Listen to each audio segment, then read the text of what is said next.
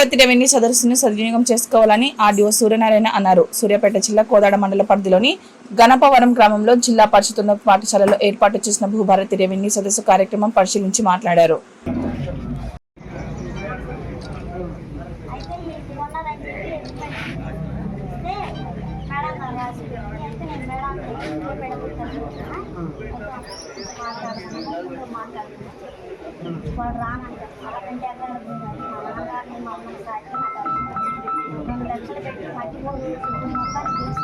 ఒక పని చేయమ్మా, ఇప్పుడు దీనికి ఏంటంటే దీనికి ఆర్డీఓ గారి దగ్గర అప్పీల్ పెట్టే అవకాశం వచ్చింది.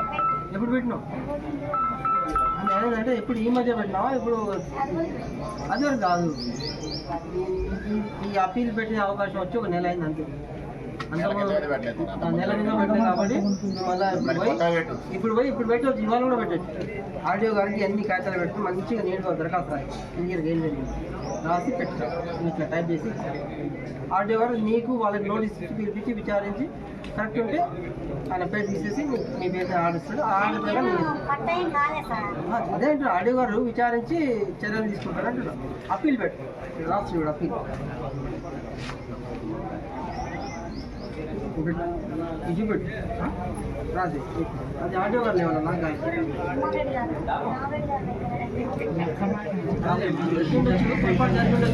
ఈ రెవెన్యూ సదస్సులు ప్రతి గ్రామంలో రెవెన్యూ గ్రామం వరకు మనం కండక్ట్ చేయడం జరుగుతుంది. మనకి కొత్త చట్టం భూభారతి చట్టం వచ్చింది, ఆ విషయం కూడా మీకు తెలుసు. ఈ భూభారతి చట్టంలో చాలా వెసులుబాటు మనకి ప్రభుత్వం కల్పించింది. దీన్ని అందరూ కూడా సద్వినియోగం చేసుకోవాల్సింది నేను మనస్ఫూర్తిగా అందరినీ కోరుకుంటున్నాను. అంటే గతంలో మీకు ఏదైనా ఇప్పుడు కరెక్షన్ కావాలన్నా, ఏదైనా భాగ పంపిణీలు కావాలన్నా, లేదంటే పౌతి అంటే తండ్రి మరణించిన తర్వాత తల్లి పేరు మీద కానీ పిల్లల పేరు మీద కానీ మనం పట్టా చేయాలంటే అది జిల్లా లెవెల్లో పోవాల్సి ఉండేది. ఇప్పుడు ఆ పరిస్థితి ఏమి లేదు.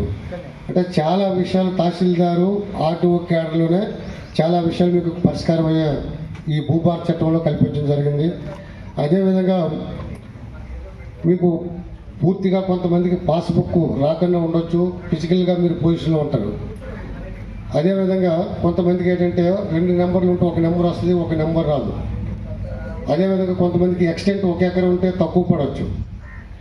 అదేవిధంగా ఈ భౌతి కేసెస్, పెండింగ్ మ్యూటేషన్స్, తర్వాత రిజిస్టర్డ్ డాక్యుమెంట్స్, సాదా బైనామా కేసెస్, ఇలా డిఫరెంట్ అన్ని ఇష్యూస్ కూడా మనకి చేయడానికి ఇప్పుడు అవకాశం ఉంది.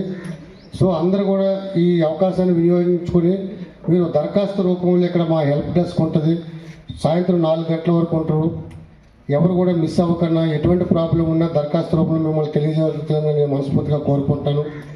ఎందుకంటే మీకు సమస్యలు కూడా షార్ట్ పీరియడ్లో మీకు పరిష్కరించడం జరుగుతాయి.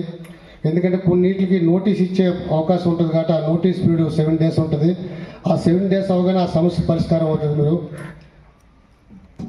అంటే చాలామందికి ఏంటంటే ఇంత మునుపు భౌతి కేసెస్ అయి ఉంటే ఒక 3 అన్నదమ్ములు ఉంటే 2 అన్నదమ్ములు ఇక్కడ అవైలబిలిటీ ఉండి ఒక అన్నదమ్ముడు ఇంకెక్కడో ఉంటే ఆ భౌతి కేసు ఆగిపోతుండేది.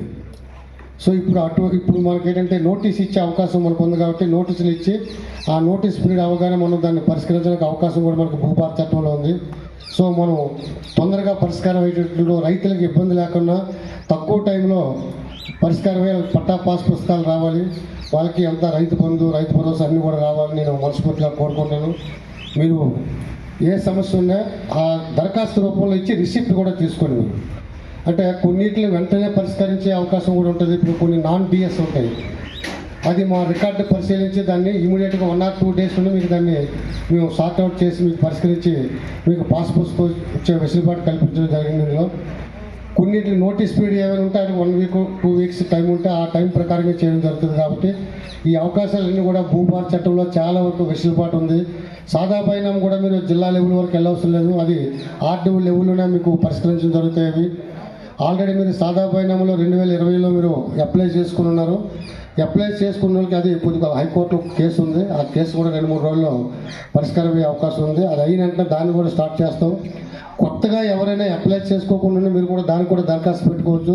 అది కూడా ప్రభుత్వం దృష్టికి తీసుకెళ్ళి మీరు మళ్ళీ అప్లై చేసుకునే వెసులుబాటు అవకాశం ఉంది. కాబట్టి మీరు దాన్ని కూడా సద్వినియోగం చేసుకోవాలని మనస్ఫూర్తిగా కోరుతున్నాను.